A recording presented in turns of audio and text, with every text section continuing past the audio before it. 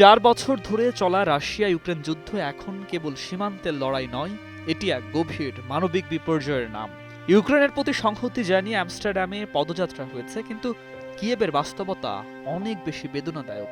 জন্মহার দ্রুত কমছে, লাখ লাখ মানুষ নিহত, বাস্তুচ্যুত বা দেশ ত্যাগে বাধ্য হয়েছে।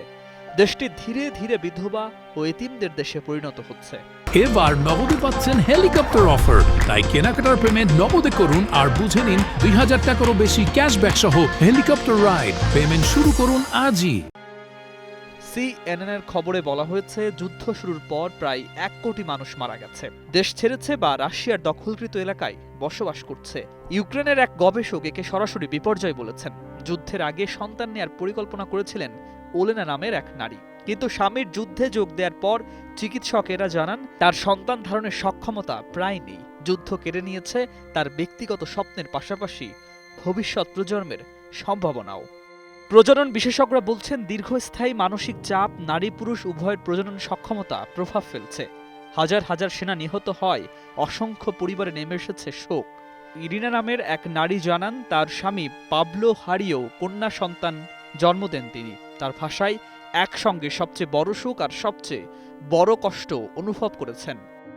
যুক্তরাষ্ট্রভিত্তিক গবেষণা অনুযায়ী প্রায় 1 লাখ থেকে 1,40,000 ইউক্রেনীয় নিহত হয়েছেন। প্রায় 59,000 শিশু এখন বাবা মা ছাড়া বড় হচ্ছে। ইউক্রেনের জন্মহার এখন 1-এর নিচে নেমে গেছে, যা একটি দেশের ভবিষ্যতের জন্য অশনি সংকেত। প্রায় 60 লাখ মানুষ বিদেশে শরণার্থী হিসাবে রয়েছে। যুদ্ধ দীর্ঘ হলে তাদের বড় অংশ আর ফিরবে না বলে আশঙ্কা করা হচ্ছে। এতে দেশ হারাচ্ছে দক্ষ জনশক্তি, দুর্বল হচ্ছে অর্থনীতি ও পুনর্গঠনের কোনো ভিত্তি নেই। এদিকে সংঘাত থামার লক্ষণ নেই। জ্বালানি সরবরাহ ইস্যুতে হাঙ্গেরি ও স্লোভাকিয়ার বিরুদ্ধে চাপ সৃষ্টির অভিযোগ করেছে ইউক্রেন। একই সময় রাশিয়া জ্বালানি অবকাঠামো লক্ষ্য করে ক্ষেপণাস্ত্র ও ড্রোন হামলা চালিয়েছে। কিয়েভ, ওডেসা ও লভিভে হতাহত হয়েছে। পাল্টা হামলায় ইউক্রেন একটি ব্যালিস্টিক ক্ষেপণাস্ত্র উৎপাদন কারখানায় আঘাতের দাবি করেছে। যুদ্ধের এই অন্তহীন চক্রে প্রতিদিনই বাড়ছে কবরের সংখ্যা, আর ইউক্রেন আরও গভীরভাবে রূপ নিচ্ছে বিধবা ও ইতিমদের দেশে।